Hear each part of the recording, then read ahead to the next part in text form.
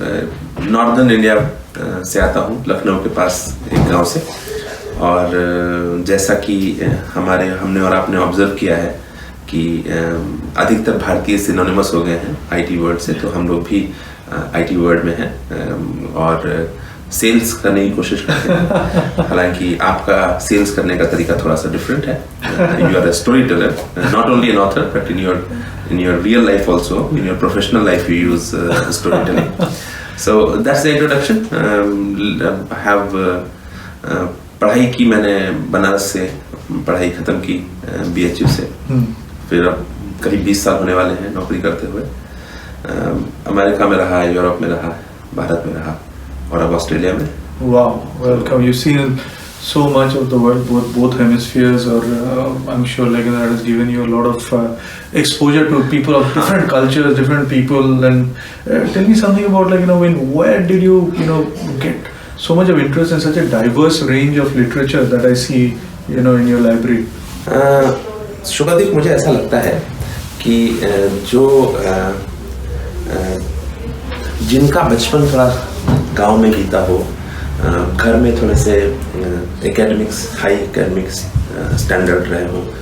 When I say high academic standards, my father he established a school and became a principal of that. Wow. So within the household there was this natural atmosphere of loving the books and reading.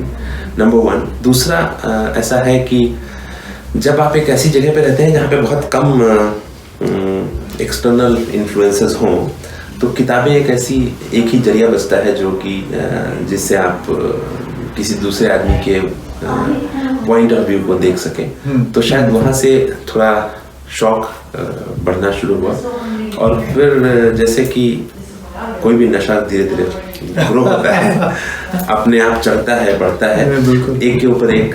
तो वैसे करके और अभी तो बहुत शौक है पढ़ने का। और कभी भी मुझे ऐसा लगता है कि अगर कोई जो सबसे बड़ा प्लेजर मिल सकता है वो है कि आप किसी शांत शहर में, किसी अच्छे कैफेटेरिया में, या जैसे आप करते हैं किसी एक सुनसान इलाके में, पहाड़ में, किसी एक कॉटेज में जाकर के पढ़ने का, चाय पीने का, लिखने का जो मजा है वो अलग ही है।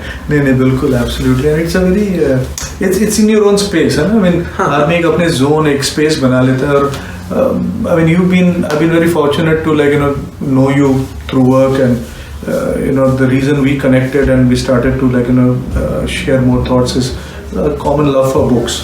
और आपने मुझे काफ़ी अच्छे लिटरेचर के साथ इंट्रोड्यूस करवाया, specially Nirmal Verma ji and some of the Japanese writers. I didn't have that, so I remember you took print out of this story in office, and the second bakery attack. It's wonderful. I still remember that part where he looks through the boat into the water and there's a volcano. And I was reading the next morning. I was actually in a coffee shop and I really didn't care much about that was a working day, because I wanted to finish that book, and I mean those 4 pages, and it was like the experience. I could see it so vivid in front of me. So thank you for that introduction. It was really great. So we'll get to I want to ask you you spent a lot of time in Benares and Allahabad, right? Yeah. तो मुझे थोड़ा आपसे जानना है कि वहाँ पे आपका क्या एक्सपीरियंस रहा, because it's a very that city of Banaras, if you see, उसमें it's a world of dichotomy. वहाँ पे एक साइड में you have institutions like BHU, you have a very different spiritual angle, you have a creative angle. So in this boiling pot of so many different cultures and emotion, how did it shape your thinking towards of life A and B literature? Shubhdeep, मुझे ऐसा लगता है कि जैसे आप कलकत्ता से हैं, तो कलकत्ता की भी अपनी रिदम है. बनारस में खास बात मुझे लगती है कि वहाँ पे बहुत सारी रिदम है. और जैसे मैंने तो चूँकि वहाँ पढ़ाई की, इनफैक्ट वहीं से पढ़ाई ख़त्म की और नौकरी करना शुरू किया.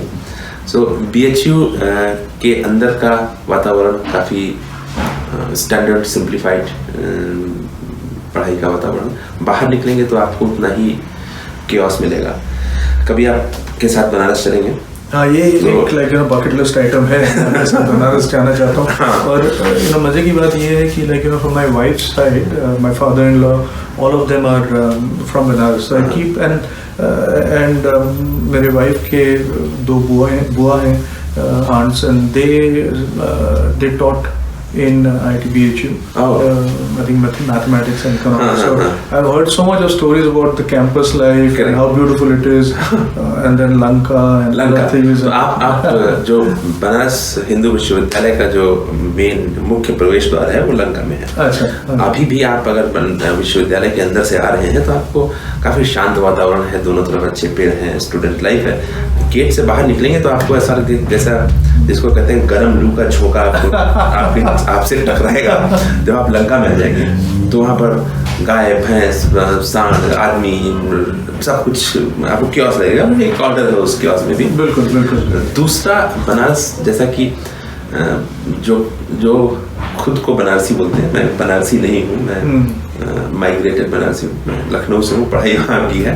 तो एक अजीब सी कल्चर है वहाँ की जिसको लोग बड़े डिटैच होकर जीते हैं और अपने आप में उनका बड़ा कॉन्फिडेंस होता है कि हम तो बनारसी हैं। और अभी कुछ दिनों पहले मैंने लोगों की एक सेंटेंस पढ़ा, उसने बोला कि अभी भी ये बनारसी एक ऐसा शहर है जहाँ पर आप खाली गमछा कमर में बांध करके स्टेशन तक जाके टहल के लौटाइए, कोई आपको मुड़ के नहीं देखेगा। बहुत बड़ी बात है, बहुत बड़ी बात है, सच। Very deep, very deep, very deep. और एक मेरे बहुत फेवरेट हिंदी के लेखक हैं काशीनाथ सिंह, उन्होंने एक किताब लिखी है काशी का 80, जिसके ऊपर एक मूवी बनी है मोहल्ला 80। हाँ, मैंने तो मूवी देखी है। हाँ, तो आप किताब भी पढ़ेंगे तो उसके में जो उन्होंने शुरुआत का इंट्रोडक्शन दिया है वो अपने आप को बनारस, अपने आप को मतलब उन्होंने सम कर दिया है कि अगर यहाँ पे प्रधानमंत्री भी आता है तो हमारे पर कुछ फर्क नहीं पड़ता है, हम अपना गमछा डाल के टहलते रहते हैं। और अगर आप असली बनारसी देखेंगे, जैसे उस्ताद बिस्मिल्लाह खान, वो भारत रत्न और शहनाई के जादूगर, उनके समय के बहुत सारे जो आर्टिस्ट थे उन्होंने फ्यूज़न कर लिया, अमेरिका चले गए, बीटल्स के साथ मिल गए। पर जो बिस्मिल्लाह खान अपनी चारपाई पर बैठ के उन्होंने शहनाई बजाई और केवल इस बात को लेकर के ही हमेशा जीते रहे कि भाई हम तो बनारसी हैं, बाहर नहीं जाएंगे। 3 कुंभ मतलब 20-22 सालों में 3-4 जो बड़े कुंभ या अर्ध कुंभ हुए उनमें मैं गया हूँ। और शुभदीप, कुंभ एक बहुत अनोखी इवेंट होती है अपने आप में। वहाँ पर 2-3 चीज़ें एक साथ देखने को मिलती हैं। पहला तो एक स्पिरिचुअल या जिसको आप रिलीजियस एंगल कह सकते हैं, जो कि ऐसा है कि आप जो हमारा हिंदुइज़्म है उसके जितने भी बड़े सेक्ट हैं, जितने भी बड़े साधु जी हैं, सब वहाँ पर आते हैं। तो एक बहुत ही अलग वातावरण बन जाता है। लोग ऑफ कोर्स गंगा जी हैं, नहाना है, बहुत सारे लोग आते हैं। पर एक जो सबसे डिफरेंट बात देखने को मिलती है वो है कि कुंभ में एक आकर के ज़िंदगी को आप अलग ढंग से देख सकते हैं। मतलब एक इलाका, हाँ, जहाँ पर कुछ नहीं है, जहाँ पर सब कुछ खाली पड़ा हुआ है गंगा जी के किनारे। फिर वहाँ पर ज़िंदगी इस साल बनना शुरू हो जाती है, लोग आते हैं, कैंप लगना शुरू होते हैं, दुकानें लगना शुरू होती हैं और फिर ज़िंदगी वहाँ पर चलने लगती है। वो जो चीज़ है वो देखने को मिलती है। और मैं तो आपको बताऊं कि मैं जाता हूं तो मैं वहाँ कुछ ना करने के लिए जाता हूं। ये काफ़ी डिफ़िकल्ट है आज के दौर में to stay away from the phone and not to divert your attention has become a virtue.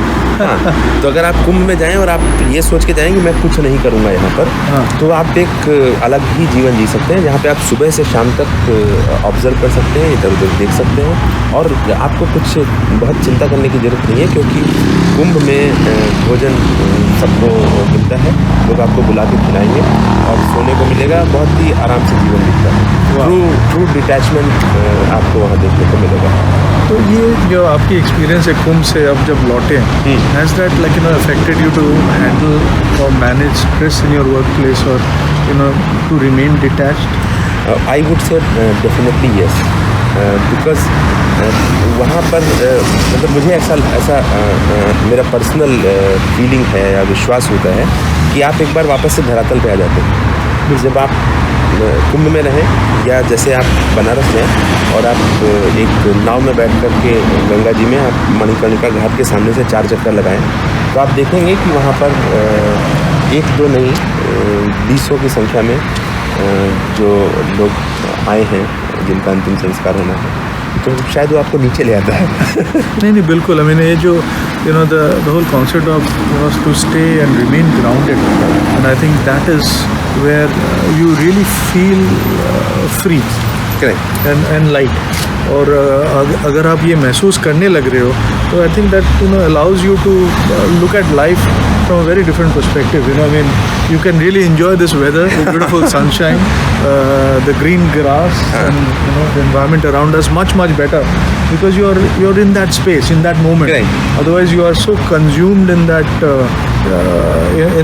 area of stress that you see everything black and white. Exactly. You're always too much worried about the destination. Right. You forget the journey. Forget the journey. Day job है, हम लोग digital transformation की बातें करते रहते हैं। बहुत simple था, किसी ने बना के वहाँ पे रखा हुआ है, बहुत सारे कियोस्क लगाए थे, और जब आप नीचे कचरा डालते हैं तो एक सेंसर है जो ये सेंस करता है कि आपने कचरा डाला और आपको एक कप गर्म चाय पीने को मिलती है। तो such a wonderful innovation. I mean, correct. It drives the social change. And who's your favorite author? तो मुझे लगता है कि जो एक अगर मुझे अलग अलग सेक्शन में देखा जाए तो जो हिंदी लिटरेचर है उसमें मुझे अभी तक निर्मल वर्मा बहुत प्रिय है। ऑफकोर्स बहुत सारे को मैं पढ़ता हूँ बहुत, लेकिन निर्मल वर्मा बचपन जब भी मैं यूनिवर्सिटी में पढ़ता था तो जो निर्मल वर्मा ने जिस तरह के खाके खींचे दिमाग में, जैसे उनकी किताब है वेदिन, वो जो उन्होंने प्राग में रह करके लिखी और प्राग की बारे में लिखी, बट जब भी मैंने उसको पढ़ा था तब से एक पर्सनल बकेट लिस्ट में था कि मुझे जाना है। तो अभी कुछ वर्षों पहले मैं प्राग गया और वे दिन साथ में लेकर के गया और वहाँ प्राग में 4-5 दिन रहा और वही जो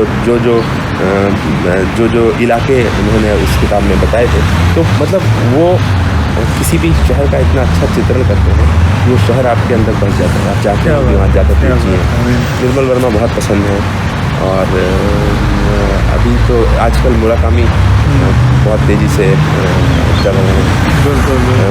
स्पिरिचुअलिटी में ओशो बहुत पढ़ा है। I loved reading your book and of course the way I have known you, both of us work together, and at some point of time while we were in the same review or forecasting cycle, I realized that there is something cooking over there. And I don't know what made you think that. No, I mean that's how I right. Most of the time in our corporate world we don't expose ourselves a lot, right. Especially keep a cocoon correct around us. Yeah. So after I read your book, I loved the book. Thank you so much. Few stories really touched me. Thank you so much. Shambhu Salesman is one of them. East Bengal Kitchen, good solid collection of emotions. Now I would like to ask you, and what is, I mean, at what particular age or time you started collecting these or even noting these? What was the inspiration? I mean, see, I'd been writing since my college days, and then I also did some serious theatre in my days in Mumbai in Prithvi, and I ran my own home theatre movement in Mumbai in Bengali, which was called Shopnuniye, and there we had to Shopnuniye means with dreams. In Bengali, Shopnu is dream, and Shopnuniye means you live with dreams. And the whole idea of that movement was we write our own scripts, and we encourage people to write. And as you write, they're nothing but you express emotions. Okay, so the words we use ink to express emotions, and it's a, the way I look at it, it's a form of like a painter uses color. I use emotion. You live in Australia now, and from our conversations, I felt like there's so much of you living back home.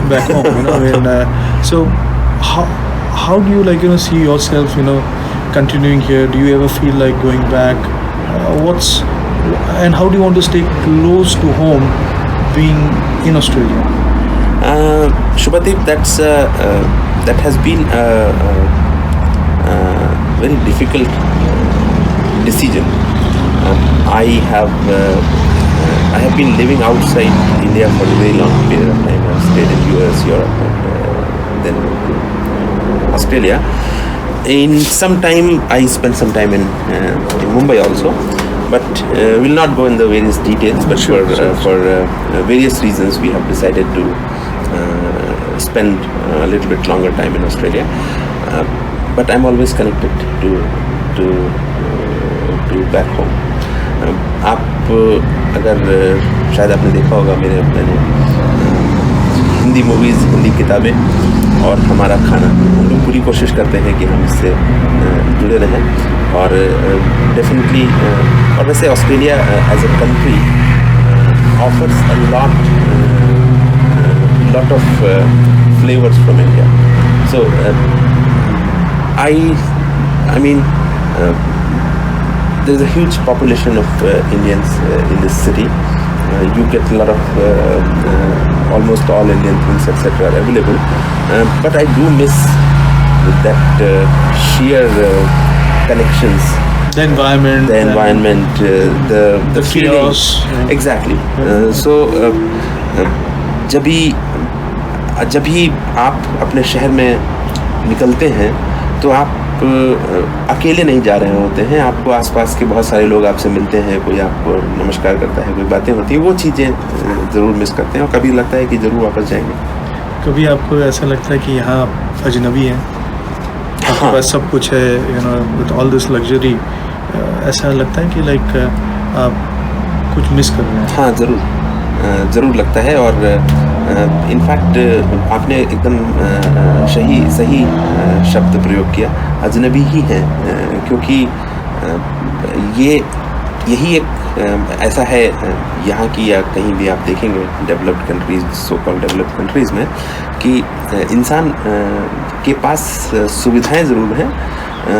आप 000 dial करेंगे तो 5 minute में अभी आपको medical help ambulance मिल जाएगी और आपको बहुत सहायता मिलेगी. पर वो सभी लोग अपनी जॉब कर रहे होंगे.